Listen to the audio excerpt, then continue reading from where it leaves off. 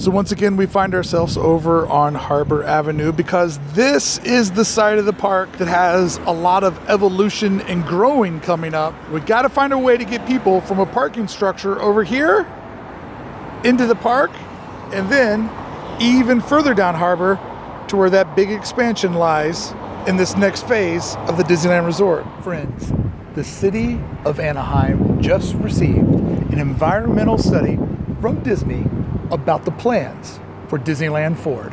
And one of the exciting things I was able to easily find in this 300+ page document was the idea that the Skyliner, the Disney Skyliner, might be coming to Anaheim. Directly behind me is where the original Sky Buckets were inside of Disneyland, giving guests the option to board a Sky Bucket here in Fantasyland, travel to the center of the Matterhorn, and end up at their final destination, Tomorrowland. But Disney is once again thinking about putting a Sky Bucket into the parks, but this time it would be like the Skyliner that we've seen out at Walt Disney World. What would its route be, and what would the overall intention of the project be for us, the guests, to travel through the skies of Disneyland once again?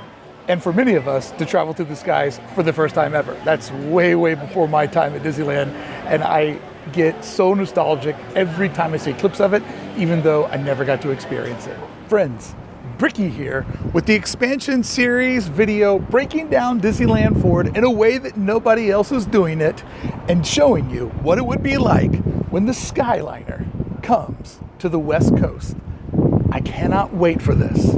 The Skyliner is one of my favorite parts of Walt Disney World. Envisioning where it would come to Disneyland has been something that I've predicted in this video series. It's something I've talked about for a while, but to see it in this environmental study makes it feel a little bit more real. Let's break down how it would work for the Skyliner to show up at the Disneyland Resort. Oh, I've been waiting to make this one. So if you look at this map I've created for you, the red Skyliner path is probably the most risky one, the one that goes from Mickey and Friends to the new parking structure.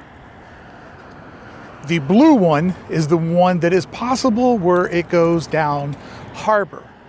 And then the yellow path is the one where it goes down Clementine on the backside. But the green one is the one that I see being the most realistic, the one that adds the best theming and makes the most amount of sense, where you literally skyline over the top of the Garden Walk. I feel this line is probably the most realistic use of the Skyliner. And then the purple lines that you see, that is the short distance that you would travel on a possible return to the People Mover, but this time outside the gates of the theme park.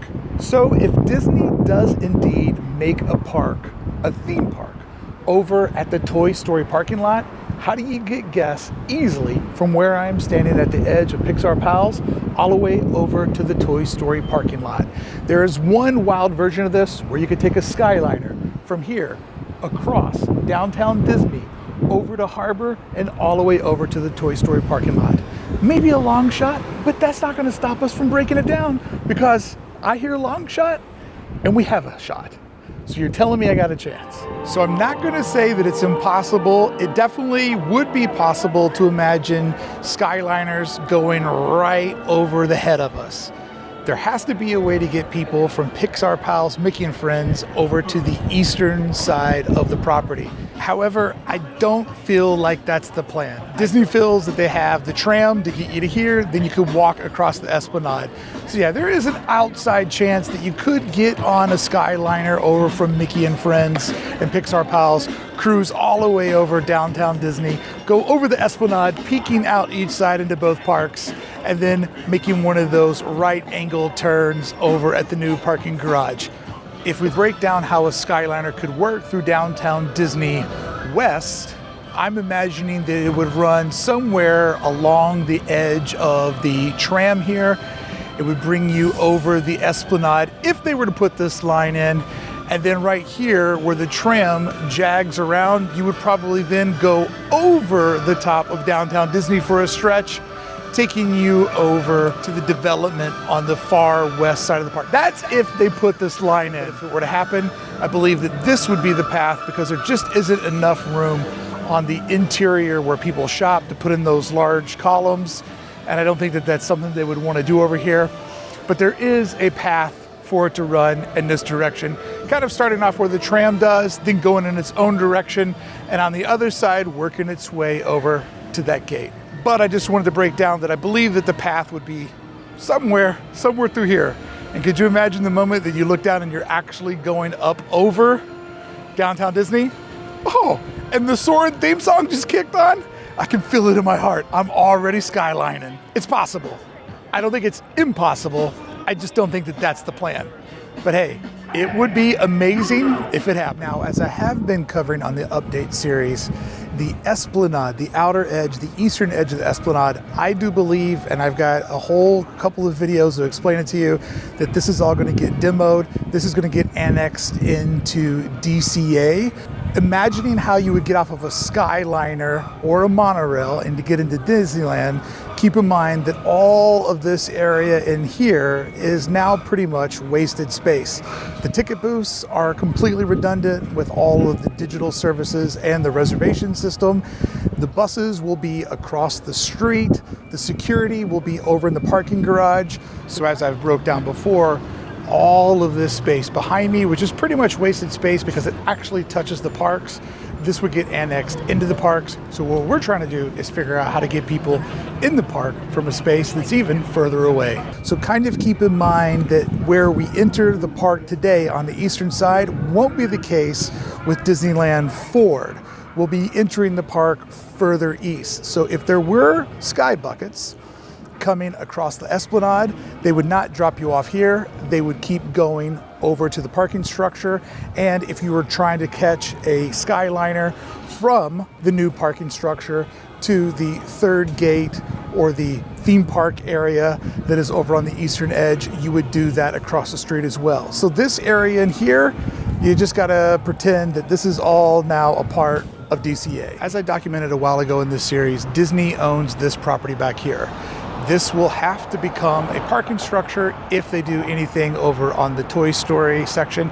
And if they're going to put things over in the parking lots that are adjacent to Mickey and Friends and Pixar Pals, they're going to need more parking as well. So this is one of the big keys. I've created an entire video showing you all of this land and its opportunity. But somewhere in here, in my mind, would be where you would go from your car to transportation. Now, inside of this environmental research that Disney submitted to the city of Anaheim, everywhere where it says pedestrian bridge, nearly everywhere, it also says and/or pedestrian transportation systems. They did put comp art in the proposal of showing a people mover potentially going over harbor. And if a people mover does show up, I believe that it would be a very short track. Imagine a people mover doing something very similar to what the Disneyland tram does, taking you from the parking garage to the edge of the parks. So if a people mover outside of the gates did show up, somewhere in here, you would get on that people mover and it would take you over to the Esplanade, where you could choose between downtown Disney West, Disneyland, or DCA. I would not anticipate a people mover taking you all the way down harbor, because it would be incredibly expensive and incredibly intrusive to all the businesses down harbor. However, a Skyliner being up in the sky using this space that's not being used makes it very easy to imagine how a Skyliner could take you from this garage all the way down to where we currently know the plot of land as the Toy Story parking lot. Monorails and people movers need a solid commitment from the ground. They need lots of vertical beams. The height can be kind of interesting. By the way, there goes the monorail right now. But putting a monorail, as sick as it would be, or a people mover down harbor, that's just going to be nearly impossible because of all the deals that have to break with the different landowners with the city of Anaheim. But putting very, very tall telephone poles every so many feet and having people suspended either over harbor or over this back parallel line, that to me seems completely possible because I've seen it with my own eyes out at Walt Disney World. If there were to be a people mover in this area, it would probably just jettison from the property that's behind me in the new parking lot somewhere over in this area. Think very similar to how the Disneyland tram works. But a Skyliner could be carrying guests all the way down. And possibly there could be a T intersection right here where potentially people that got on the Skyliner over at Mickey Friends and Pixar Pals have now traveled the entire length of the Disneyland Resort as we know it today, and are going to end up over in this parking lot where then they can either continue to go to Toy Story or get back to their vehicle. That's a bit of a long shot, but it is possible. Now, one of the things I love about this series is a chance to learn together. I show up, show you some footage, show you what I know, and the audience shows me what they know. I now understand that this area here is completely vacant because these are major power lines and you can't live or dwell below them. So running a Skyliner that would intersect with these power lines seems like a major conflict and something that would have to get resolved. I don't know the resolution of that. I don't know, can you run a section of these underground so there's an opening for the Skyliner to pierce through? But if we look off on the distance, these things go the distance.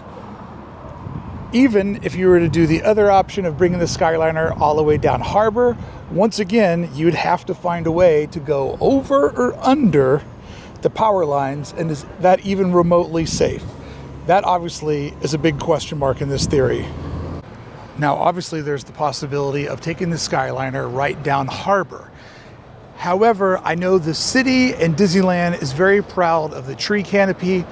There's lots of language in this proposal talking about the beautification and the green spaces that they develop to keep Anaheim and the Disneyland Resort Entertainment District very noticeable to guests. So putting a Skyliner down harbor might be a flex for Anaheim, but might create lots of difficulties. And in my mind, I'm thinking that there's a path that maybe is a little bit more proprietary and a little bit better of an experience for Disneyland, as well as possibly safer for the guests and more affordable to build. And by the way, this middle of the street shot might be the most dangerous thing that I've ever shot for this channel. Here's the living afterwards to tell the tale. So the Disney Skyliner is one of my favorite things about the Walt Disney World bubble. And if you've never rode it, here's a couple of things to know. You're fully enclosed. So if you are up above people, you can't really throw things down at people, spit on people, throw pennies, yell obscenities. Like, you're kind of locked in this little capsule. So maybe that'll help you understand some of how you could get people to flow over the top of folks in their cars or people walking through a shopping district. But the other way that it works, which is pretty interesting, is it has two types of connection points. A U-turn where you come in pretty hard and get let out on one side, and then the cart does a U-turn and picks up guests on the other side. Or if you're transferring through, you just roll around the corner and then you take off the direction that you came. But it also has the ability to do right angles and T's. The right angle, you can actually stay in the vehicle, take a hard right angle, and keep going, changing your direction from north to south to east and west. Therefore, it would be possible for there to be an east and west Skyliner line that goes along the resort as we know it now, starting at Mickey and Friends and ending up at the new parking structure, essentially taking you from structure to structure with all three of the hotels, the current shopping district, and both theme parks underneath you. Then, obviously, you could take a right turn there that would take you to where I'm at right now, over at the edge of Garden Walk. Now, I don't think the Skyliner will go down the middle of harbor.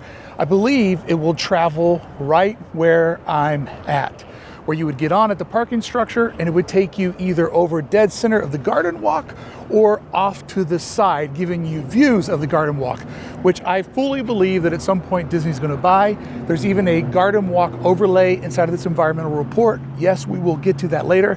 I can't make one video about a 400-page report. I don't have the time, and you wouldn't watch it. Where I think the People Mover would be used in short stints to just go from a parking garage over to the theme parks, similar to the trams, that sounds affordable. But taking people in a long direction, the Skyliner is the affordable option.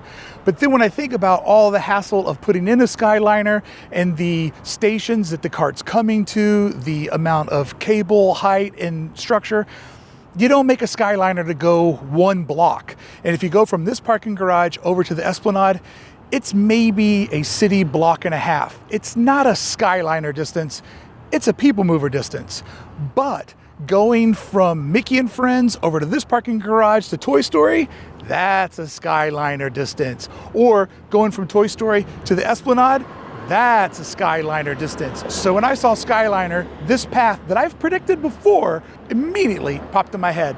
Let's cruise through Garden Walk and imagine what it would be like to see our friends traveling over us on the Skyliner on the West Coast. This will be better to me than the parks. As I understand, Disney owns this section of property over here on Clementine. And if we look down Clementine, could this be the path for the Skyliner? I don't think so because of the newly built JW Marriott. We have commercial units on this side, a pretty narrow passage down the middle, and I don't know. It could be possible that Skyliners would go down Clementine across Disney Way, but I think that the showmanship of Disney and their partners would want to do the secondary path that off in this distance would be the parking garage, would be one of the Skyliner stops where we'd be able to get out of our car, get on the Skyliner, and go directly above where I'm at right now, down the heart of the Garden Walk until it takes us to the theme park development space, currently known as the Toy Story parking lot. Hey, I know that guy. Hey, I know him too.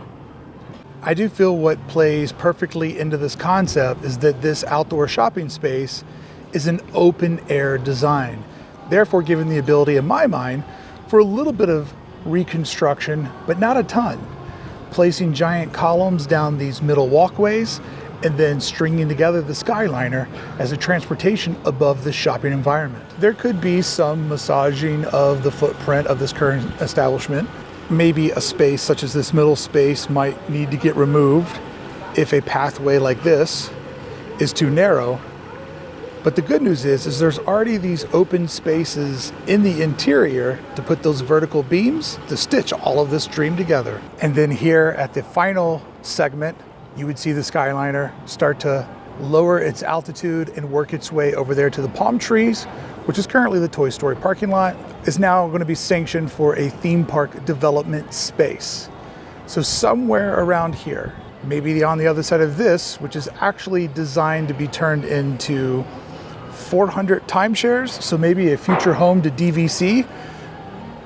But somewhere in here is the pathway to the future. Are you seeing the vision for this like I am? Sure, these canopies probably need to come down. Nobody's gonna let these canopies stand in the way. If you watch my video where I have coming up, they took out West Cerritos Avenue to put in Disneyland.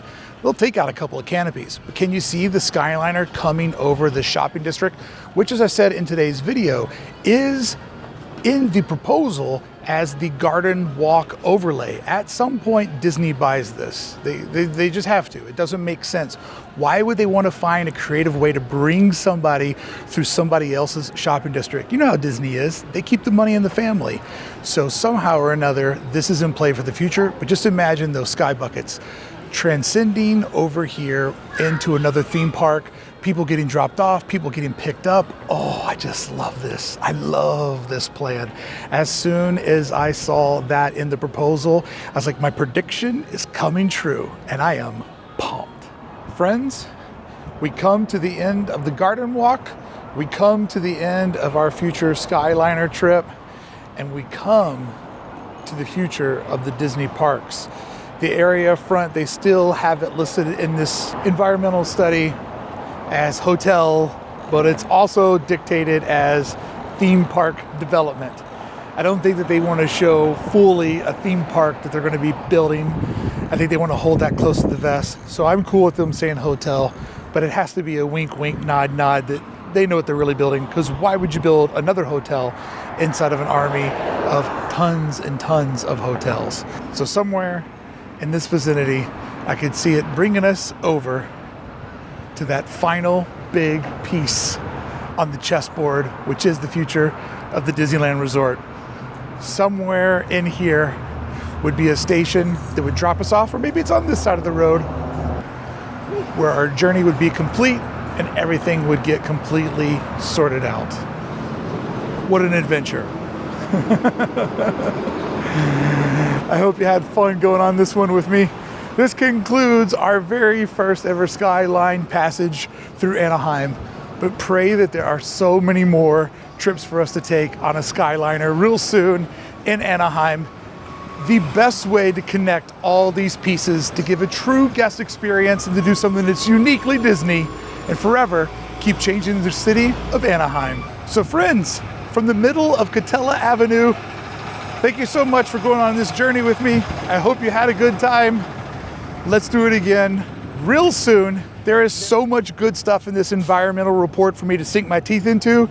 Consider this video one of many to come, where we're gonna keep digging deeper on the future expansion of the Disneyland Resort.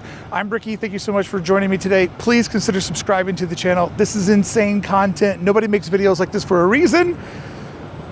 Please help me keep doing these. I enjoy doing these, I wanna keep doing these, but I need an audience to make it worth my while. Please keep showing up, please subscribe, please leave a comment. Please, please, please, please, let's do this together.